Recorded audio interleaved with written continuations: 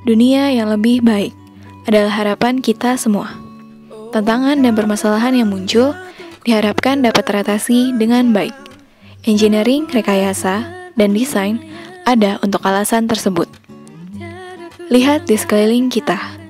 Jembatan, jalan tol, kendaraan, banyak keajaiban yang menunjukkan kemajuan dari peradaban yang satu ke peradaban berikutnya.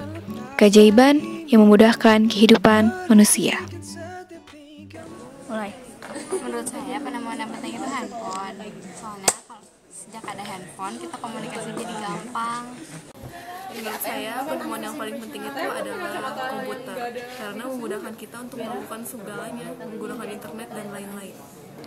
Mulai. Ya, menurut saya penemuan yang paling penting itu mesin uap. Soalnya mesin uap itu mengawali adanya masa industri dan dia tuh jadi ngeinovasi,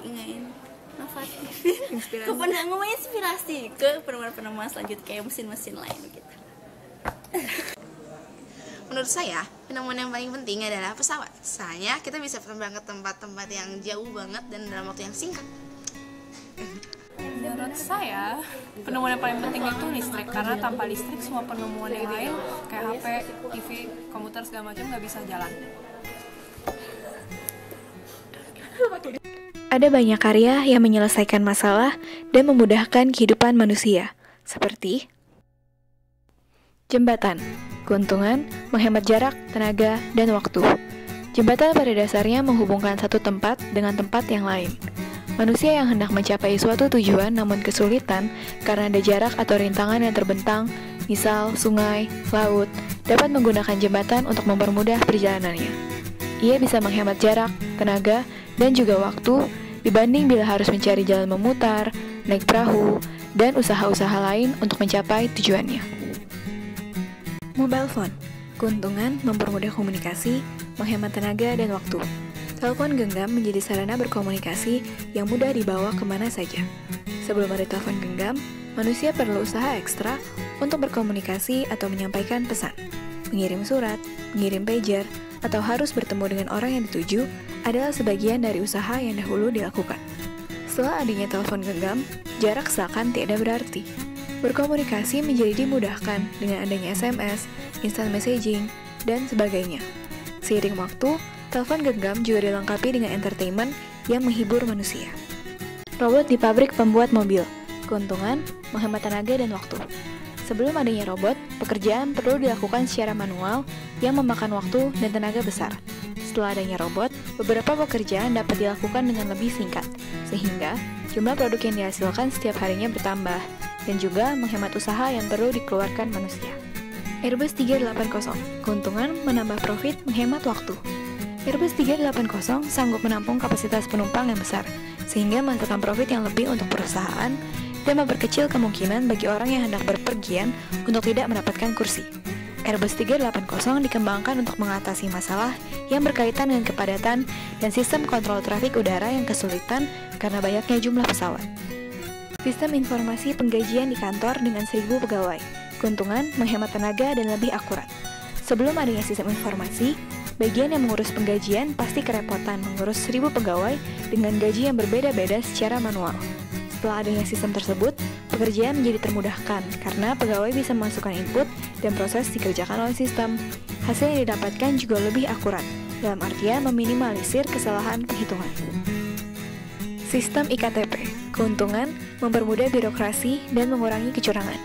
Sebelum adanya sistem IKTP, ada kemungkinan KTP ganda, karena data untuk keseluruhan Indonesia tidak terkumpul di pusat.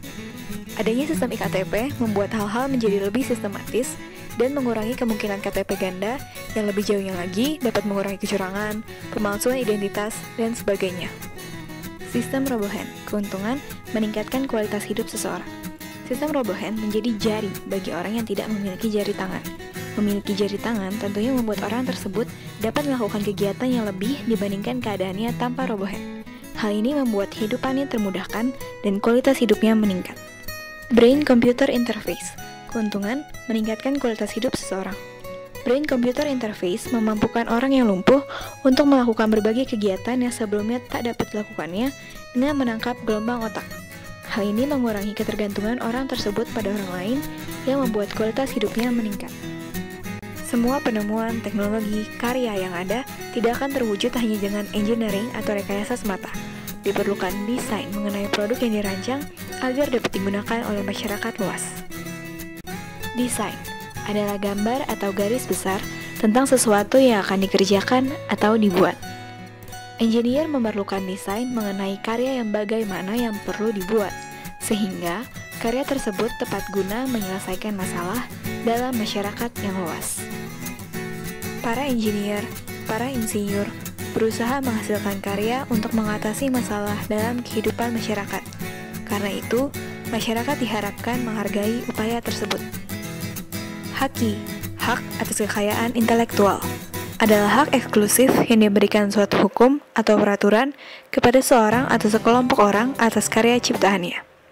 Haki dibagi menjadi beberapa bidang: hak cipta, desain industri, desain tata letak sirkuit terpadu, rahasia dagang, paten, merek, dan indikasi geografis.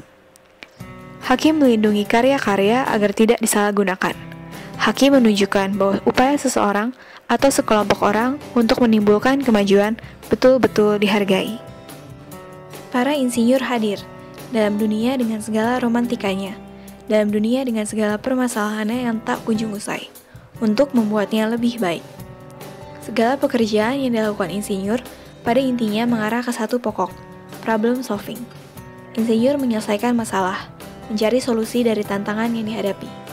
Untuk itu, seorang insinyur yang baik perlu berdaya juang, karena menyelesaikan tantangan bukanlah urusan yang sekali jadi atau mudah beres. Mau berkolaborasi dengan pihak lain dalam rangka menciptakan karya yang lebih besar dan lebih bermanfaat, inovatif dan kreatif. Jujur, insinyur adalah seorang ilmuwan. Ilmuwan boleh salah, namun tidak boleh bohong. Insinyur yang baik akan mencari jalan yang benar dalam menyelesaikan masalah, bukan menghalalkan segala cara. Mementingkan keuntungan masyarakat dan bukan keuntungan pribadi. Dari dahulu sampai sekarang, insinyur adalah profesi yang bergengsi baik di dalam maupun di luar negeri.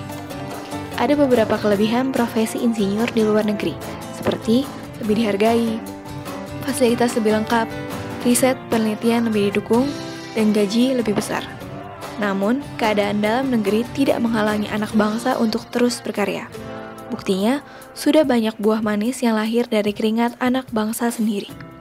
Keadaan yang ada tidak menghalangi untuk menjadi insinyur yang baik. Menjadi insinyur yang baik tentu merupakan sebuah kebanggaan. Masuk ke Institut Teknologi Bandung menjadi langkah saya dalam meraih impian tersebut. Dengan masuk ke ITB, saya berharap dapat memperluas ilmu dan pengetahuan, menambah kualitas saya baik secara akademik maupun non-akademik. Saya berharap menjadi lulusan yang siap menghadapi permasalahan yang ada dan bisa menemukan solusi yang tepat.